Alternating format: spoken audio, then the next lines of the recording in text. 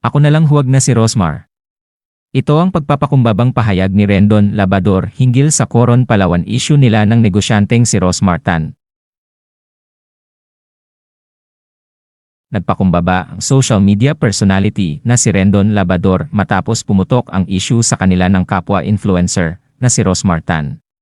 Parehong nasusuong ngayon sa bagong kontrobersya sina Rendon at Rosmar nang dahil sa nangyaring insidente sa ginawa nilang charity event sa Coron, Palawan. Nais silang ideklarang persona non grata sa naturang probinsya dahil sa ginawa nilang pagkumpronta sa isang staff ng munisipalidad ng Coron na nagrant sa social media.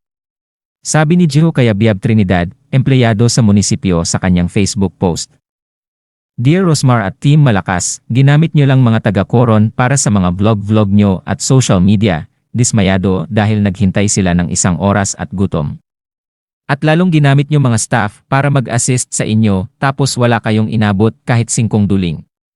Kayo ba naman nagpalaro ng bring me pustiso, hindi nyo nga hinawakan, huwag nyo, sabihing malaki pa na ubos nyo kakapamigay kumpara sa kikitain nyo, sana namigay na lang kayo sa daan at tuwa pa mga tao kesa sa ginawa nyo pinaasan nyo na ginawa nyo pang mga bata. Mga matatanda sana na lang inuna nyo, hinahamon ko na nga suntukan si Rendon naghubad pa nga talaga. Ekis kayo. Ang matapang nasabi ng staff. Kasunod nga nito, kinompronta ni Rendon at Rosmar ang naturang empleyado. Sa isang viral video, makikitang sinigaw-sigawan at dinuruduro ni Rendon ang babae. Nangatwiran din si Rosmar sa paratang ni Gio sa kanila at sinabing wala silang intensyong makapanakit ng tao. Nais lang daw nilang mapasaya at matulungan ang ilang residente sa Coron. May mga kumampi sa dalawang personalidad pero marami rin ang nagalit sa kanila kasabay ng pag-announce ng isang miyembro ng konseho ng Coron na balak nilang patawan ng persona non grata sina Rosmar at Rendon. Sa kanyang Facebook page, nagbahagi ng official statement si Rendon na may titulong, Persona non grata, #Coron issue. Narito ang kanyang buong pahayag, gusto kong malaman nyo na hindi ko kaya na may makitang tao na nasasaktan sa paligid ko, hindi deserve ni Rosmar ang masaktan at siraan. Napakabuti ng pagkatao niyan. Walang ginawa yung mag-asawa kundi mag-isip palagi saan tutulong, kahit sino, kahit hindi celebrity, hindi sikat o kahit hindi ko kilala yung tao kapag inapi gusto kong ipaglaban. Ganyan ako pinalaki ng magulang ko. Tumindig para sa mga taong hindi kayang ipaglaban ang kanilang mga karapatan. Humihingi ako ng pasensya kung napasobra ang aking ginawa sa video. Wala akong intensyong masama, kung may mga taong nasaktan man at hindi natuwa humihingi ako ng pasensya. Ginagawa ko ang lahat para magbago. Sumama ako sa mag-asawang Rosmar at Jerome, kasi alam kong sa kanila ako mapapabuti, pakiusap ko lang sa Mayor at LGU ng Coron, Palawan na huwag na lang idamay si Rosmar. Ako na lang ang tatanggap ng persona non grata, kung yan ang gusto niyong mangyari. Accountable ako sa lahat ng actions ko.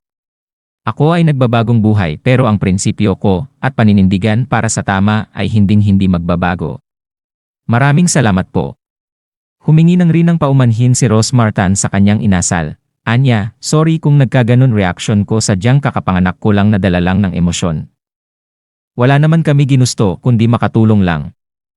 Pero sa huli ay tila naging sarkastiko rin si Rendon hinggil sa persona non grata issue nila.